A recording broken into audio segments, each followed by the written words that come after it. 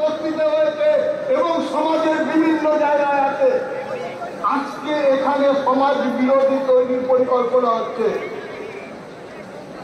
আজকে সাম্প্রদায়িক শক্তি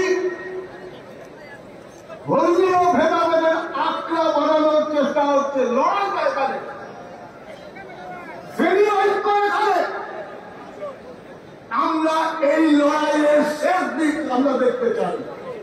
আমরা ঠিক করেছি আমাদের সংগঠন, আমাদের কথা যারা শুনছেন অনেকেরই ধারণা নেই বস্তি আন্দোলন সম্পর্কে। আমাদের সংগঠন বস্তি ভিত্তিক সংগঠন, নেতাদের সংগঠন না কর্মীদের। আমাদের প্রতিদিনের কাজ বস্তিতে। ভীতি আছে, সন্ত্রাস আছে, বিভাজন আছে।